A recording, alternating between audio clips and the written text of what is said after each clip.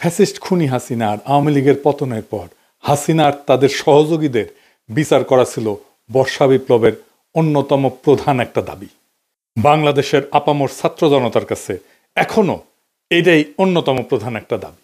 বিগত 15 বছর ফ্যাসিস্ট হাসিনার অত্যাচারের শিকার হওয়া মানুষ, গুম খুনের ভুক্তভোগীদের পরিবার, আটক অবস্থায় অত্যাচারের শিকার আহত ব্যক্তিবর্গ, বর্ষা বিপ্লবের প্রায় 1,500 শহীদের পরিবার আর 32,000 আহতদের প্রাণের দাবি একটাই, সেটা হইতেছে ফ্যাসিস্ট খুনি হাসিনা আর তার অপরাধের দোসরদের দ্রুত বিচার। হাসিনা আর তার খুনিরা এমন কোনো জঘন্য বিভৎস অপকর্ম নাই যেটা তারা করে নাই। গুমের শিকার ব্যক্তিদেরকে খুন করে পেট চিরে সিমেন্টের বস্তা বাইদা নদীতে ফেলে দেওয়া, হাত পা বাইদা চলন্ত বাস ট্রেনের নিচে ফেলে দেওয়া, এইটা থেকে শুরু করে এমন কোনো অপকর্ম নাই যেটা তারা করে নাই। বিপ্লবের পর এই সমস্ত জানোয়ারদের পাকড়াও করে দ্রুত বিচারের মুখোমুখি করা ছিল অন্তর্বর্তীকালীন সরকারের মূল দায়িত্ব। গতকাল প্রথম মামলার রায় হয়েছে, তাও নিম্ন আদালতে। আমরা সন্তুষ্ট। হাসিনার বিবাহবার্ষিকীর দিনে হাসিনার ফাঁসির রায় হয়েছে। এই রায় শোনার পরে রিকশাওয়ালা শুক্রিয়া জানাইতেছে, 2 হাত তুলা মোনাজাত করতেছে। এর চাইতে সুন্দর দৃশ্য আর হয় না। স্বাভাবিক মানুষের মতো এদের বিয়া শাদীও হয়, কিন্তু এরা আসলে নরপশু। গুন্ডা মুজিবের ঘরে যারা বাইরে উঠছে তারা বাইসে থাকলে এমন দস্যু, দুর্বৃত্ত আর পিশাচি হবে, এর প্রমাণ হইতেছে খুনি হাসিনা। কিন্তু এই মামলার রায় কি আরো আগে আমাদের প্রাপ্য ছিল না? আরো আগে কেন আমাদের প্রাপ্য ছিল এই মামলার রায়? আসেন সেটা আমরা দেখি। বর্ষা বিপ্লবের প্রায় 1.5 বছর পরে খুনি হাসিনার মামলায় নিম্ন আদালতের রায় আসতেছে এতদিনে। তারপরে এটা আপিল বিভাগে যাবে, সেখানে ফাইল বহুদিন আটকায় থাকবে। এরপর আস্তে আস্তে আপিল বিভাগে ফাইল লাগাবে, তারপর সেটা নিয়ে আপিল বিভাগ রায় দিবে। এরপর আবার রিভিউ হবে, ফাইল আটকায় রেখে। এরপর রাষ্ট্রপতির কাছে ফাইল যাবে ডেথ রেফারেন্স নিয়ে, রাষ্ট্রপতি সেই ফাইল আবার বহুদিন আটকায় রাখবে। মোদ্দা কথা, দিল্লি হনুজ দূরস্থ, মানে দিল্লি এখনো বহুদূর। এই নিম্ন আদালতের রায়ে আপনি সন্তুষ্ট হইতে পারেন, কিন্তু হাসিনার শাস্তি দেখতে হইলে আরো অনেক দিন অপেক্ষা করতে হবে। তার মানে খুনি হাসিনার বিচার সম্পন্ন হয় নাই। আবার দেখেন, ফ্যাসিস্ট হাসিনার সহচর অনেক বড় বড় খুনির বিচারে তেমন কোনো অগ্রগতি হয় নাই। যেমন ধরেন জল্লাদ কসাই জেনারেল জিয়াউল হাসান, সেনাবাহিনী, র্যাবের আরো বহুত খুনি অফিসারের কিছুই হয় নাই। এই কয়েকদিন আগে জনগণের অনেক পাবলিক প্রেশার আর হুইসের পরে যে সেনাবাহিনী 15 জনকে আদালতে হাজির করা হইলো, তাদের চাকরি পর্যন্ত এখন আছে, এগুলো যায় নাই। তাদেরকে সরকার এসি বাসে কইরা আদালতে নিয়ে যায়। হাসিনার দল আওয়ামী লীগের সাথেই কাজ করলে ওরা রাস্তার মাঝখানে এই বাস থামায়, দাঁড় করায়, গুড়ায় দিত অথবা আগুন লাগাই দিত। জাতির সাথে কত বড় কৌতুক করতেছে এই সরকার। এইসব খুনিরা এখন পর্যন্ত চাকরিতে বহাল থেকে জনগণের করের টাকায় সমস্ত সরকারি সুযোগ সুবিধা, বেতন ভাতা পাইতেছে। কত বড় ফাইজলামি! সালমান এফ রহমান থেকে শুরু কইরা অন্য সবাই, এই শাহজাহান বলেন, আনিসুল বলেন, সবাই জেলে এসি লাগায়, নিজের কামরাতে নিজের বাসা থেকে খাবার আনে, তারপরে খায়। এসি লাগানোর কথাটা জয়নাল আবেদিন ফারুক কইছে, শুনেন। রুহুল কবির রিজভী আহমদ মাটিতে শুয়ে থাকছিল জেলখানায়, আর এখন সালমান এফ রহমান নাকি তার রুমের মধ্যে এসি লাগাইছে। সালমান এফ রহমানের খাওয়া নাকি গুলশান থেকে যায়। হাসিনার বহুত বড় বড় সহযোগী যারা আজকে দেশের বাইরে যে অন্তর্ঘাত চালাইতেছে, এই ওয়াকারের প্রত্যক্ষ সহযোগিতায় 5 আগস্টের পর দেশ থেকে পালাই গেছে। ওবায়দুল কাদের, আরাফাত, আসাদুজ্জামান খান কামাল, ডিবি হারুন, জেনারেল মুজিব, এরকম অসংখ্য নাম আছে। এরা আবার পালায় যাওয়ার পর বাংলাদেশের ব্যাংক থেকে, কলকাতা থেকে কোটি কোটি টাকা ফান্ড পর্যন্ত ট্রান্সফার করেছে। ডেল্টাগ্রামে আসছে না নিউজ। এরা কিভাবে পালায় গেল, আর সেই ব্যাপারে ওয়াকার আর সরকারের উপদেষ্টা মণ্ডলীর দায়িত্ব কি ছিল, সেটা নিয়ে ভবিষ্যৎ বাংলাদেশে একদিন বিচার হবে। জেনারেল মুজিব যে ওয়াকারের জিম্মা থেকে পালায় গেল, কারো কোনো শাস্তি হয়েছে? হয় নাই। ওয়াকার উপদেষ্টা মণ্ডলী, প্রফেসর ইউনূস একজনও রেহাই পাবে না কিন্তু জাতির সাথে বেইমানি করার জন্য। এই অপদার্থতার জবাব দিতে হবে। এবার আসি বিচার নিয়ে। এই বিচার নিয়ে আমরা কতটুকু সন্তুষ্ট হতে পারি? পশ্চিমা বিশ্বের দুই ধরনের আইন ব্যবস্থা প্রচলিত, একটাকে বলে সিভিল ল আর একটা হচ্ছে কমন ল। সিভিল ল এর উৎপত্তি এই কন্টিনেন্টাল ইউরোপে, কমন ল এর উৎপত্তি ইংল্যান্ডে। ইন্ডিয়া, পাকিস্তান, বাংলাদেশ সহ এই উপমহাদেশ English common law tradition follow করে আইনের ব্যাপারে। কিন্তু বাঙ্গু তো ভালো যে জিনিসই পাবে সেটার আগে পচায় ফেলবে, গু বানায় ফেলবে। কিভাবে পচায় ফেলছে সেটার কিছু উদাহরণ দিই। এই কমন ল, ইংলিশ কমন লর একটা মূল ফিলোসফি বা ম্যাক্সিম হইতেছে জাস্টিস ডিলেইড, জাস্টিস ডিনাইড। দেরিসে বিচার মানে ইনসাফ না করা। এটা লিবারাল ইংলিশ স্টেটসম্যান উইলিয়াম গ্ল্যাডস্টোনের একটা উক্তি। যে কোনো বিচার প্রক্রিয়া যদি দীর্ঘায়িত হয় তাহলে সেটা ভুক্তভোগী এবং আসামি দুই পক্ষের জন্যই বিশাল অন্যায়, অনেক বড় অন্যায়। কিরকম অন্যায়? ধরেন একজন ভুক্তভোগী যে কোনো ধরনের অপরাধের শিকার হইয়া বিচার চেতে গেল, সেই বিচারের ফলাফল তখনই তার জন্য অর্থবহ হবে যদি সেটা খুব দ্রুত পাওয়া যায়। এই জন্যে ইংলিশ লতে একটা টার্ম আছে, সুইফট জাস্টিস।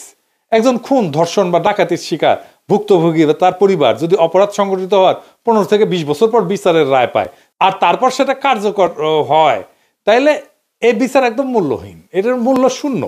পৃথিবীর যে কোনো জুডিশিয়াল ফিলোসফিতে, সেটা প্রাচ্য হোক পাশ্চাত্য হোক, কোথাও এটাকে সমর্থন করা হয় না।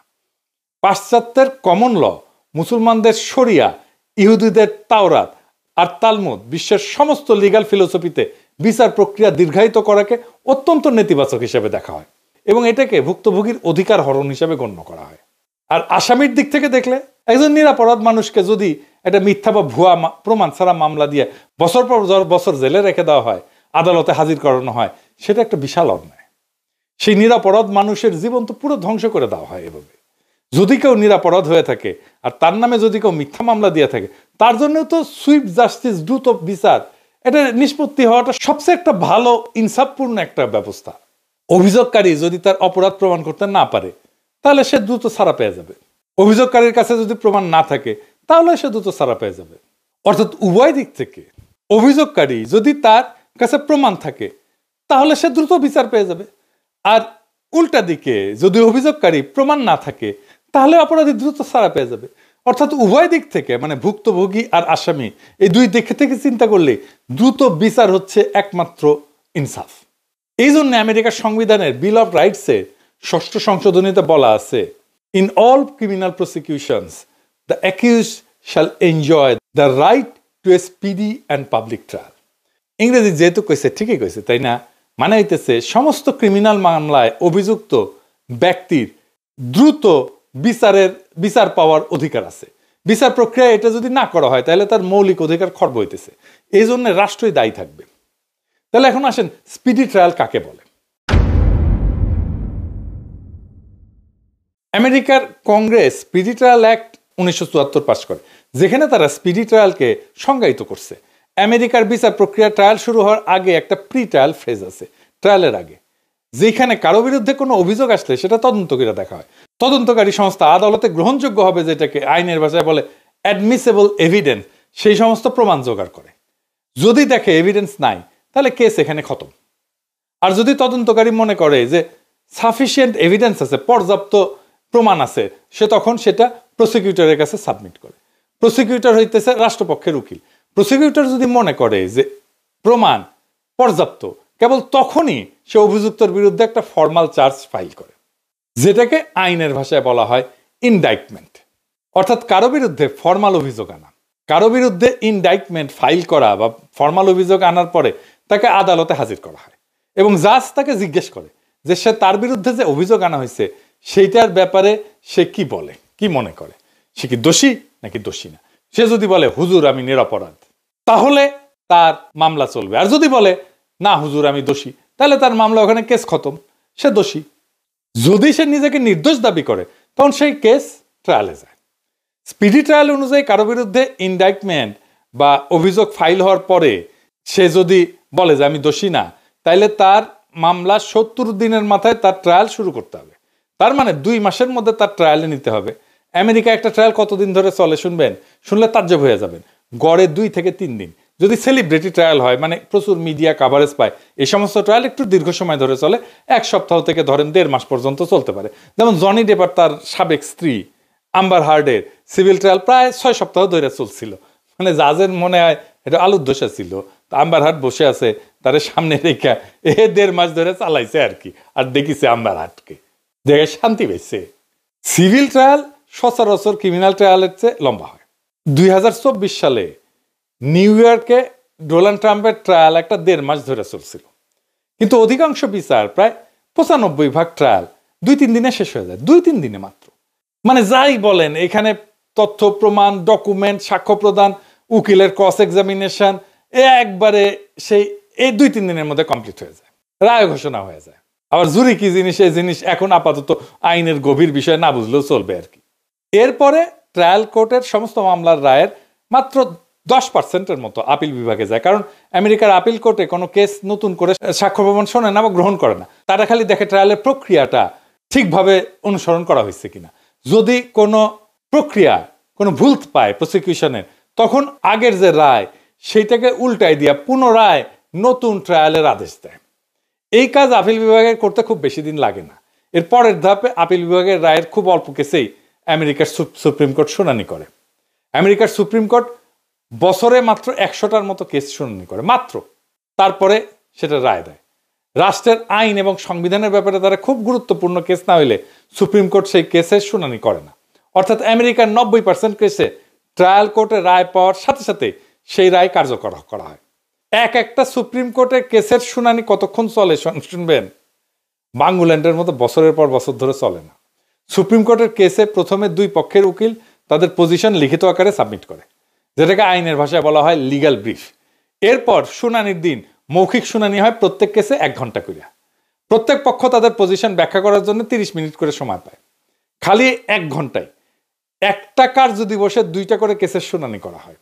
এরপরে লিগ্যাল ব্রিফ পইরা তারা মৌখিক আর্গুমেন্ট শুনে সুপ্রিম কোর্টের 9 জন বিচারপতি তাদের রায় লিখে সাবমিট করে দেয়। যেই পক্ষ সংখ্যাগরিষ্ঠ বিচারপতির রায় পায় তারা বিজয়ী হয়। এটাই হইতেছে আমেরিকান কমন লর সুইফট জাস্টিস, মানে দ্রুত বিচার, যেটা সংবিধানের রাইট টু স্পিডি ট্রায়াল। আমাদের বাংলাদেশে কি হয় শুনবেন? আপনারা তো প্রত্যেকে জানেন, তাও কই। আজকে একটু শুনানি হবে, এরপর আরেকটু শুনানি হবে, বহুত দিন পরে আরেকটা ডেট পড়বে, তার আরেকটু শুনানি হবে, হয়তো 1-2টা ডকুমেন্ট সাবমিট করা হবে, এরপরে সাক্ষী আবার বহুদিন পরে শুনানির ডেট পাবে, তখন মন চাইলে আসবে আর মন চাইলে আসবে না, তারপর আবার আরেকটা ডেট পড়বে, এই জন্য শুনানির ডেট আবার পেছাবে। এইভাবে করতে করতে করতে করতে করতে করতে বছরের পর বছর পার হয়ে যায়। এরপর বাংলাদেশের নিম্ন আদালতে একটা রায় আসে দ্রুত বিচার আইনে। এখানে কিন্তু সব মামলা যায় না, সেইখানে কম করে হইলেও 30 কার্য দিবস লাগে, মানে 1.5 মাস। যেই মামলা আমেরিকা 2-3 দিনে শেষ করতে পারে বিচার, সেই মামলা কেন বাংলাদেশের 1.5 মাস লাগবে? এরপর হাইকোর্টে যায়, সাক্ষ্য প্রমাণ আবার শুনানি হয় প্রথম থেকে, সেটা তো বছরের পর বছর চলে। এরপর সুপ্রিম কোর্টে আপিল বিভাগে হাজার হাজার কেস যায়, এখানেও বছরের পর বছর অতিবাহিত হয়, সব কেসের শুনানি হয়, এখানে ফাইল আটকায় থাকে। আমাদের দেশে পুরা বিচার ব্যবস্থায় একটা আগাগোড়া সংস্কার দরকার। এখন যেটা আছে এটা একটা প্রহসন, পুরা কমলাকান্তের দপ্তর। এই সংস্কার যারা করতেছে সংস্কার এদের দিয়ে হবে না। ঐক্যমত কমিশন আর প্রফেসর ইউনূসের সংস্কার কমিশন তাদের বিচার বিভাগ সংস্কারে কি বাচাল ঘোলার ডিম প্রস্তাব দিছে, সেটা অন্য একদিন এপিসোডে ব্যাখ্যা করবো নি, আর একদিন। তো মামলার জট কত দেখেছেন? আমেরিকা একজন জাজ বছরে 250টা মামলার নিষ্পত্তি করে। বাংলাদেশে একটা জাজ বছরে নাকি নিষ্পত্তি করে 971টা মামলা, তার মানে দিনে 4টা মামলা। এটা কি আপনি বিশ্বাস করেন? এই ডেটা ঠিক আছে? আমি জানি না, ডেটা খুঁজে পাইনি, নিউজ করছে সেইটা থেকে আমি কইলাম, পত্রিকার নিউজ, আমি ব্যানে করছি না। মানে প্রত্যেক কার্য দিবসে 4টা করে মামলার নিষ্পত্তি করছে। আপনাদের বিশ্বাস হয়? আমার হয় না বিশ্বাস। তো আমাদের দেশে এই বিচার ব্যবস্থার এরকম একটা হজবড় হজপজ একটা অবস্থা কেন? কারণ আমাদের সুশীল প্রগতিশীলরা বিচারের প্রক্রিয়াকে দীর্ঘায়িত করাকেই সুবিচার বলে মনে করে। পন্দের আলো বলেন, দিল্লি স্টার বলেন, এই পত্রিকায় বছরের পর বছর এরাই বিভিন্ন কলাম মতামত লিখে এই বয়ান তৈরি করছে, মতি মাহমুদ জিব্বা বের করে তাদেরকে প্রমোট করছে। এই সমস্ত বোকাজোদাদের কাছে কেসের সাক্ষী, তথ্য প্রমাণ গুরুত্বপূর্ণ না, এদের কাছে গুরুত্বপূর্ণ হচ্ছে বছরের পর বছর ধরে বিচার চলতেছে কিনা। এদেরই তারা সুবিচার বলে। এমনকি প্রফেসর ইউনূসও ফ্যাসিস্ট খুনিদের বিচার নিয়ে একই কথা বলছে যে অপরাধের বিচার তাৎক্ষণিকভাবে করলে সেটা নাকি সুবিচার হয় না। দেখেছেন? এমনকি সালাউদ্দিন সাহেবও বলছে যে এটা তাড়াহুড়া করলে এটা সুবিচার হবে না, সে আবার লয়ার করে। সংস্কার, বিচার এবং নির্বাচন কোনোভাবেই এটা মিউচুয়ালি ইন্টারডিপেন্ডেন্ট নয়। সংস্কার মতো চলবে, এটা কন্টিনিউয়াস প্রসেস। বিচারে কখনো টাইম লিমিট করা যায় না, ও বিচার হবে তাহলে সেটা চলবে, যে গভর্নমেন্টই আসুক। তো এরকম আবাল মার্কা স্টুপিড তত্ত্ব এরা কই থেকে পাইল?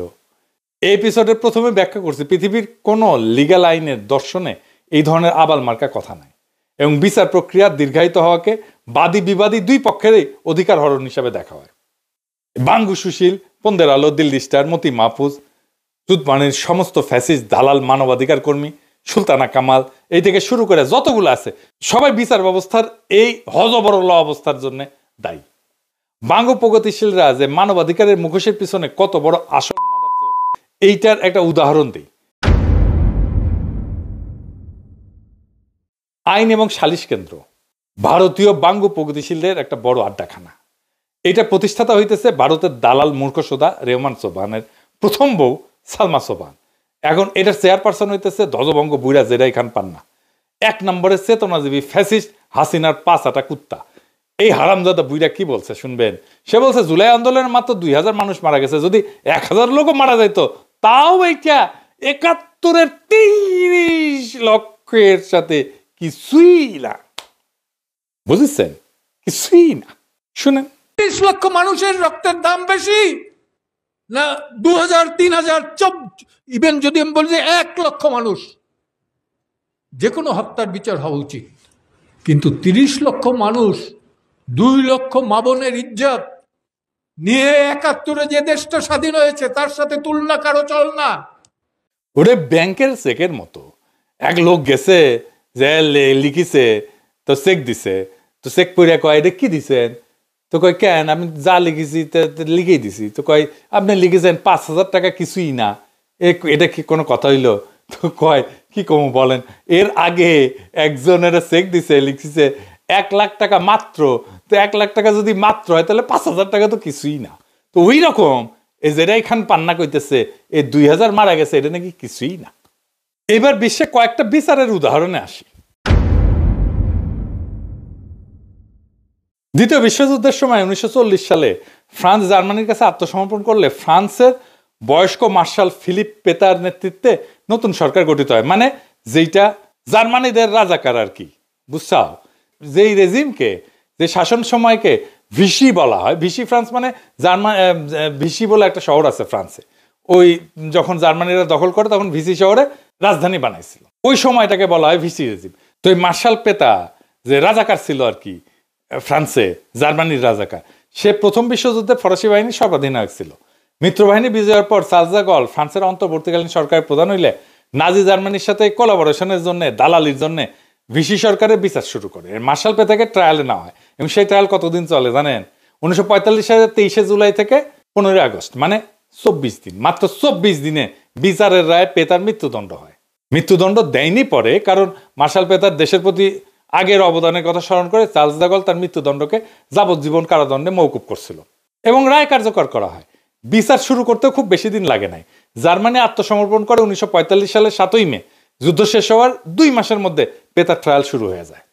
আর আমাদের এখানে তো 1.5 বছর হয়ে গেল, কেবলমাত্র একটা রায় আসছে, তাও সেটা আরো বছর ঘুরবে। আমাদের এতদিনে অন্তত কয়েকটা কষাই, যেমন জিয়াউল হাসানকে তো বিচারে শেষ করে রায় কার্যকর করে দেওয়া যেত, ঝুলাই দেওয়া যেত। বাংলাদেশে যে এইরকম হয় নাই তা কিন্তু না, বাংলাদেশে এরকম বিচারের নজির আছে। কিন্তু 2006 সালের অক্টোবরে বিএনপি পদত্যাগ করে ইয়াজউদ্দিনের হাতে তত্ত্বাবধায়ক সরকারের দায়িত্ব দেয়, 111 হয়। 11 জানুয়ারি 2007 সালে ভারতের দালাল ওই যে ঘোড়া মঈউদ্দিন আছে না, ঘোড়া নিয়েছিল কুকরে, তারপরে বাংলা ভাই আর শায়েক আব্দুর রহমানের বিচার শেষ কইরা সব file high court supreme court clear কইরা 30শে মার্চ 2007 সালে কুলাঙ্গার মঈনের কুকরার 2 মাসের মধ্যে তাদেরকে ফাঁসি দিয়ে দেওয়া হয়। মানে বাংলাদেশের প্রচলিত আইনও সুইফটলি বিচার করা যাইতো যদি সরকারের সদিচ্ছা থাকতো। এখন হাসিনা বিরুদ্ধে রায় হয়েছে, কিন্তু হাসিনা তো বন্দী নাই, রায় হইলেও কার্যকর করা যাবে কি? ইন্ডিয়া তো তারা দিবে না। যারা বন্দী তাদের রায় দিয়ে এখন কার্যকর করা উচিত না? ঠিক আছে, হাসিনারটা হয়েছে, কিন্তু যারা বন্দী তাদের তো রায় দিয়ে কার্যকর করা যায়। যে জিয়া খুনি, জিয়ার তো রায়টা কার্যকর করা যায়, তাহলে তো শান্তি পাওয়া যাইতো যে কিছু একটা হয়েছে। নুরেমবার্গ ট্রায়ালে দ্বিতীয় বিশ্বযুদ্ধের পরে 10 মাসে 24 জনের বিচার করছিল নাজি অফিসার। বাংলাদেশের সাথে ভারতের অপরাধী প্রত্যাবর্তন চুক্তি আছে, হাসিনাকে ভারত ফেরত দিতে বাধ্য, কিন্তু বাংলাদেশ কি বাধ্য করতে পারবে? হাসিনাকে না ফেরত দিলে কার লাভ? আসেন এটা একটু বুঝে দেখি। একজন দণ্ডপ্রাপ্ত আসামি যদি রায়ের পর বিদেশে পালায় যায়, তাহলে আন্তর্জাতিক আইনে এটাকে বলা হয় কনসাসনেস অফ গিল্ট, অর্থাৎ দোষী মানসিকতার প্রমাণ। বহু কমন ল ব্যবস্থায় তাকে বলা হয় ফিউজিটিভ ফ্রম জাস্টিস, এবং আদালত চাইলে আপিল শুনতেও অস্বীকৃতি জানাইতে পারে। এটাকে বলা হয় ফিউজিটিভ ডিজেন্টাইটেলমেন্ট ডক্ট্রিন। ফলে রায়ের বৈধতা না, বরং আসামির অবস্থানই দুর্বল হয়। ইন্টারপোলের যদি রেড নোটিশ হয়, এও বলা আছে বিচার আদালতে বিদেশে পালায় থাকা ব্যক্তি হইল ইন্টারন্যাশনালি ওয়ান্টেড ফিউজিটিভ। অর্থাৎ আদালত যদি ন্যূনতম ফেয়ার ট্রায়াল মান বজায় রাখে, তাহলে রায়ের বৈধতা অটুট থাকে, বরং আসামি পালায় গেলে রায় আরো শক্ত অবস্থানে দাঁড়ায়। তখন রাজনৈতিক এবং আইনি উভয় ভাষায় প্রশ্নটা পরিষ্কার, বিচার তো খোলা ছিল, পালাইছে কে? আদালত না আসামি? মানে হাসিনার দলের লোকজন কোনো আর্গুমেন্ট আনতে পারতেছে না কেন? কারণটা হইতেছে হাসিনা আসেনি কেন, বিচারের সামনে দাঁড়ায়নি কেন? আপনার পাশাপাশি জামাতের নেতাদের বিচার দেখেন। জামাত আজকে এত জনপ্রিয় হইল, তার পিছনে জামাতের নেতাদের জীবন দেওয়ার মূল্য আছে। মীর কাসেম আলী তো দেশের বাইরে ছিলেন, উনি দেশে ফিরে আসছিলেন মামলা হওয়ার পরে। উনি জানেন ওনার ফাঁসি হবে, ওনাকে ফাঁসি দেওয়া হয়েছে, উনি মাথা পেতে নিছেন ফাঁসি। হিরোইক। দেশের মানুষের প্রতি ভালোবাসা বাদ দেন, হাসিনার যদি সত্যি সত্যি নিজের দলের প্রতি ভালোবাসা থাকতো, দেশে ফিরে ফাঁসির দড়ি গলায় নিত। কিন্তু ওই নৈতিক সাহস আর ত্যাগ করার মানসিকতা তার নাই। কিন্তু ফাপড় নেওয়ার সময় 16 আনার উপরে 18 আনা, শেখ হাসিনা পালায় না, আমি মুজিবের কন্যা। শেখ হাসিনা পালিয়ে গেছে, শেখ হাসিনা নাই, শেখ হাসিনা চলে গেছে, শেখ হাসিনা পালায় না।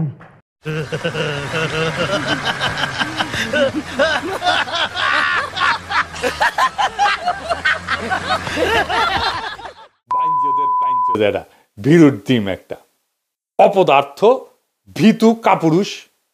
এই যে মামলায়, এই মামলায় কি কি অর্জন হয়েছে? মামলার রায় আওয়ামী লীগ ঠাসি গেছে কেমন দেখেছেন?